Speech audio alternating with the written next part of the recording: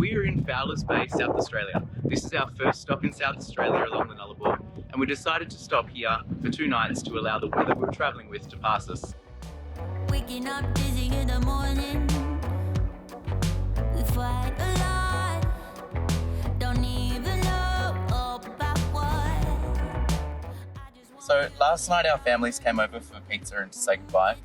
While we were showing them around the car and inside the trailer, one of the cable ties holding the hose slipped and water started pouring out of the bottom of the trailer. Luckily we were standing nearby and we noticed it, especially after we'd just finished filling up the 100-litre tank.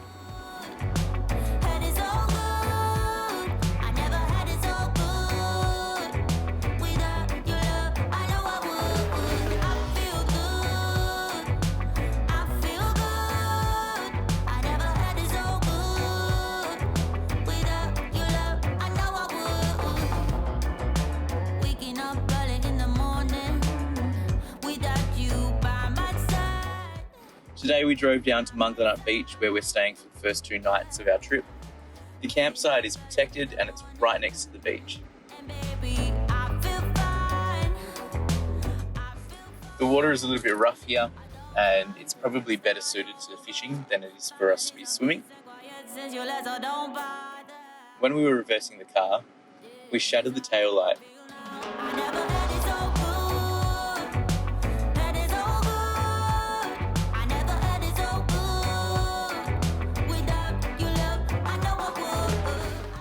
Yesterday on our way into Esperance, Leash called Toyota. They told us to come in and had a look at the car. They were able to order us a new tail light overnight. While we were in Esperance, we went down to 11 Mile Beach for a swim with Daisy.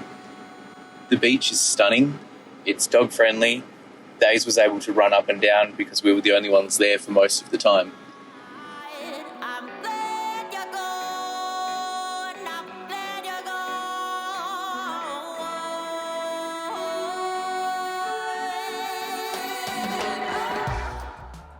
After we left Esperance, we spent the night in Baledonia.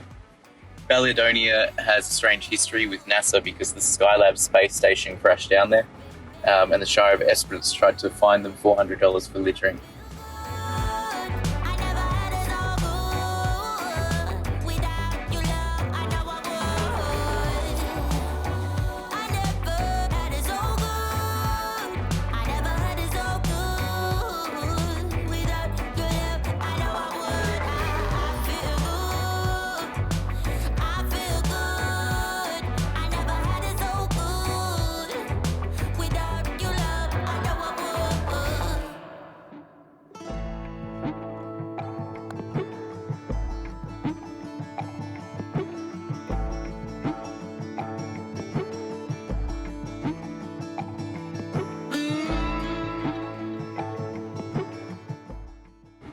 From Baledonia, our next stop was Zula. To get there, we had to go over the 90-mile straight, which is the longest stretch of straight road in Australia and one of the longest in the world.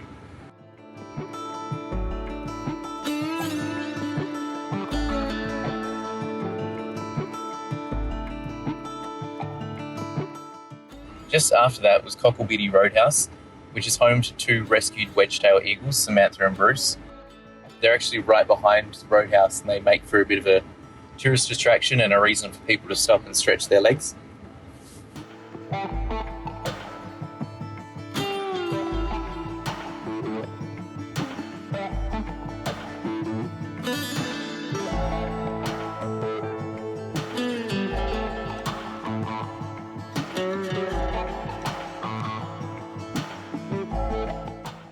Once we arrived in Zula, Leash and I checked out the museum and then we took Days down to check out the old telegraph station where she ran through the ruins.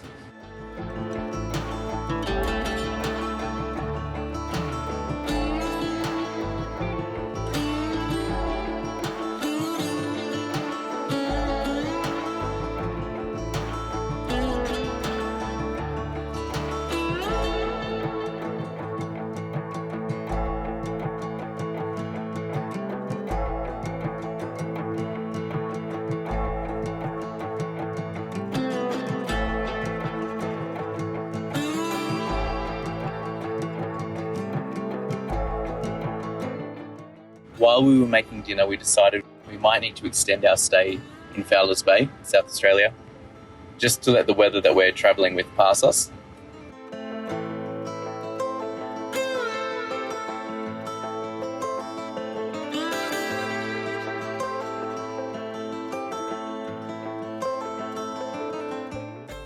As we crossed the border into South Australia this morning, this is when the trip really started to feel real.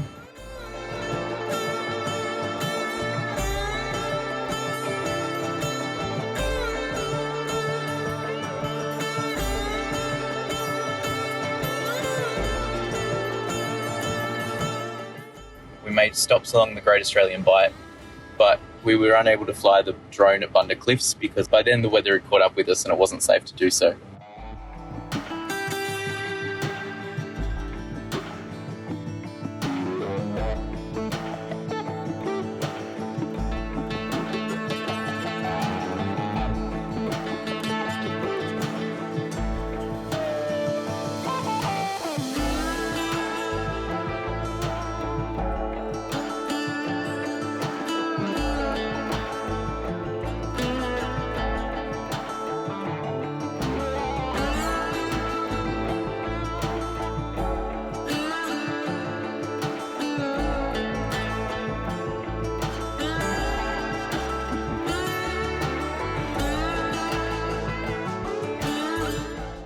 Then we turned off for the Fowlers Bay Road, which is quite corrugated. We decided to pull over and let some air out of the tyres to reduce wear and tear.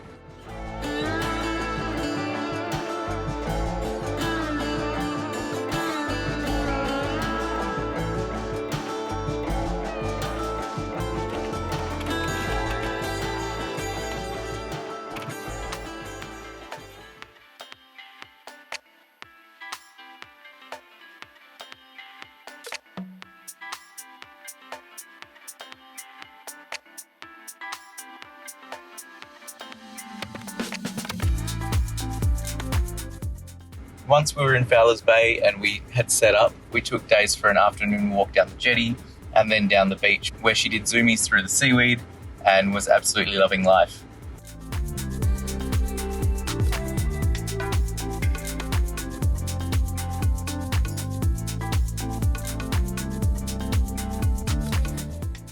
During our time here in Fowlers Bay, we decided to make some plans for the next stops along the trip. Over dinner, I decided to climb the sand dunes and take some photos of the town as the sun set. Last night, we both agreed that we would wake up to watch the sunrise before packing up camp, especially because sunrise is a little bit later here. While I was taking photos, a father and son walked down the jetty, so I started to take photos of their silhouettes while they were fishing.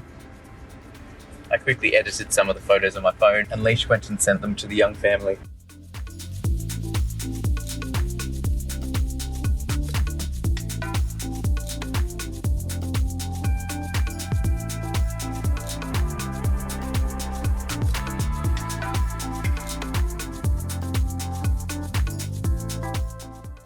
After that, we packed up camp, jumped in the car and made our way out of Fowlers Bay.